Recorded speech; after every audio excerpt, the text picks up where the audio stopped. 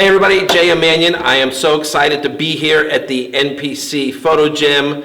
We've got quite a crew here, the Wings of Strength crew. If you don't know who everybody is, we'll start with Jake Wood, Alexandria, Alina, Popa, Tim Gardner. All right, and as you've heard at the Olympia, we are bringing back the Miss Olympia at the 2020 Olympia. So Jake, how did this all come about? I know we've done the Wings of Strength with the Rising Phoenix to kind of replace it the last few years. And I know this has been a big goal and dream of yours. It has been. It wasn't purely by accident, even though it might seem that way sometimes. It's a lot of planning that we worked on for a number of years. I'm not going to give away all the secrets, but it was obviously as soon as the Olympia was canceled, one of the first things we tried to do is we tried to lease the Olympia name for the Miss Olympia. That didn't work out for various reasons, and so it was always our goal, was to bring it back, to increase the popularity of women's bodybuilding through many different methods, and eventually we've succeeded in bringing the Olympia back. We're happy about it. Yeah. Now, Tim, you have promoted probably the most IFBB Pro League women's bodybuilding events in the last few years. Mm-hmm. And how did that come about? I mean, a lot of people had given up on it, didn't want to promote it, didn't want to even touch it. Yeah, when it became something that it was getting close to being untouchable, to where no one really wanted, at the time, take on the so-called risk. There was a meeting with Jim Manion, and we discussed like the future of female bodybuilding. And he pretty much left it up to me whether to keep it at the Tampa Pro for the second year. I went on a radio show with Sean Ray, and from that interview, I want to say Monday, I received an email from a spotfaith@aol.com, and that was Jake Wood. And I said, you sound too good to be true. Can we meet? So we met, and here we are. Fast forward to promoting a plethora of, not just the Tampa Pro, but all over the world, a plethora of women bodybuilding pros, and also the whole development and the resurrection of women bodybuilding, and now ultimately on the Olympia stage. Well, I understand that the Rising Phoenix, what the symbolism was behind that with the women's bodybuilding. Yes, and if you don't know about the Phoenix, go look it up. You'll understand it a lot better, Mm-hmm. And so coming into this year, did you think it was going to happen this year, or how hard was it to push to get this going? Well, in speaking with the guys at AMI, they've been in the past year very cooperative. We kind of laid this plan out at the beginning of the year, and talked about the possibilities of it's. I am surprised that it went as far as what it did, as fast as what it did here in the past year. Right.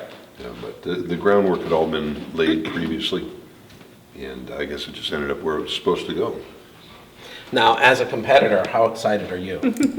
I'm very, very, very excited about it. But there is another component to everything what we got, to all this success, and that is the competitors.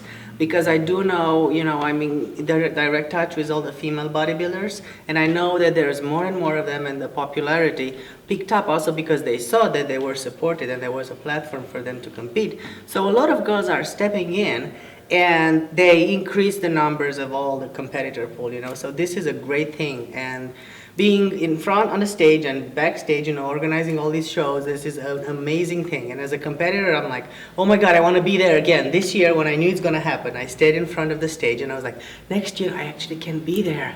And it was such an amazing feeling, amazing. It's like, wow. I got wings again, I like how she put those wings in there. Alex, what do you think about all this? I mean, just to echo Alina's sentiments, being there at the Olympia and knowing that we were coming back a year later and that women have a place on the stage again. It was just, it came full circle for all of us, so. Yeah, I mean, the contest, I mean, like we talked about the Wings of Strength shows, the Toronto Pro Show, I mean, it's always been a good amount of competitors, okay? Now, the thing is, you all still have to support the shows next year, Yes, right? absolutely. And I'm talking about competing in them. Yes, we're waiting for all of you out there, all of the young girls. There's a huge amount of the young blood that's coming into the division, which is amazing. And we're waiting for all the athletes to compete. All right, so Tim, you want to give us a little breakdown about how they're going to qualify for the Olympia? Well, the first year, we're going to take the top 5 from the Rising Phoenix from 2019, and they'll be the first 5 qualified. Then from moving on, from 2020, all the open women bodybuilding shows, those first place winners will qualify as well. Yeah, now, you also said that the Rising Phoenix overall winners are the previous ones are all going to be qualified, correct? Yes, just as all the previous Miss Olympian champions will be qualified, so will the Rising Phoenix champions over the past several years. Right.